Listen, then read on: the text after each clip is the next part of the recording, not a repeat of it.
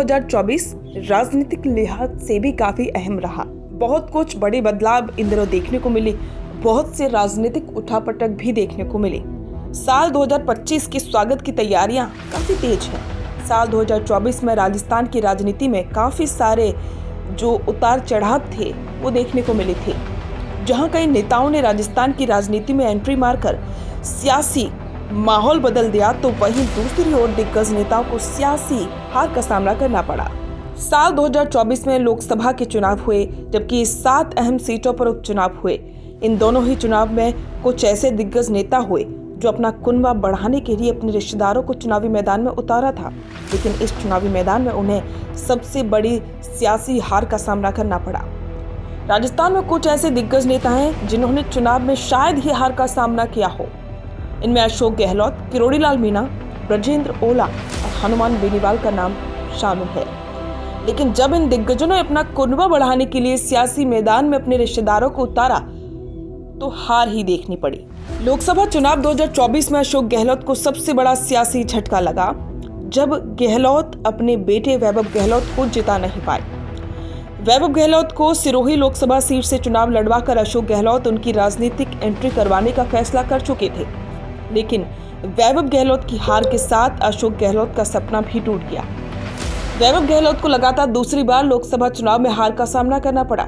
ऐसे में अशोक गहलोत को साल 2024 में सबसे बड़ी सियासी हार मिली। इसके बाद किरोड़ीलाल मीणा का भी नाम खूब फेमस है। राजस्थान विधानसभा उपचुनाव में किरोड़ीलाल मीणा ने दौसा विधानसभा सीट से अपने भाई जगमोहन मीणा को चुनाव लड़वाया था।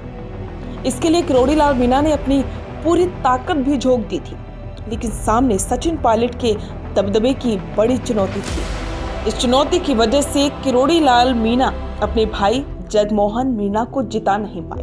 हालांकि हार के बाद किरोड़ीलाल मीणा ने अपने लोगों पर ही चुनाव हराने का आरोप लगाया, लेकिन किरोड़ीलाल मीणा के लिए अपने भाई को जीत नहीं दिला पाना उनके लिए सबसे बड़ी सियासी हार थी।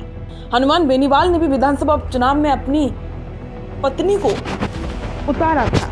हनुमान बेनीवाल इस सीट को अपने बल पर कई बार जीत चुके हैं, लेकिन ऐसे में उन्हें पूरा भरोसा था कि जनता उनकी पत्नी कनका बेनीवाल पर विश्वास जताएगी और खिवसर सीट से उन्हें जिताएगी, लेकिन ऐसा हुआ नहीं। हनुमान बेनीवाल की पत्नी कनका बेनीवाल को खिवसर सीट पर करारी हार का सामना करना पड़ा। हनुमान बेनीवाल के लिए साल 2024 में सबसे बड़ी सियासी हार थी। और इसी तरह कांग्रेस के ब्रजेंद्र सिंह ओला ने विधानसभा उपचुनाव के दौरान झुंझुनू विधानसभा सीट से अपने बेटे अमित ओला को टिकट दिलवाया था। उन्हें भरोसा था कि अपने बेटे को जीत दिलवाएंगे और विधायक बनाएंगे, लेकिन ब्रजेंद्र सिंह ओला की सपनों पर पानी फिर गया। हालांकि बताया जाता है कि ब्रजेंद्र सिंह ओला खुद के दम पर ये चुनाव लड़ना चाहते थे। ऐसे में कांग्रेस के दिग्गजों का उन्हें कोई सपोर्ट नहीं मिला। अब ऐसे में ब्रजेंद्र सिंह ओला को सबसे बड़ी सियासी हार का सामना करना पड़ा। तो ये तमाम वो दिग्गज थे जिनका साल 2024 राजनीतिक लिहाज से कुछ ठीक नहीं रहा।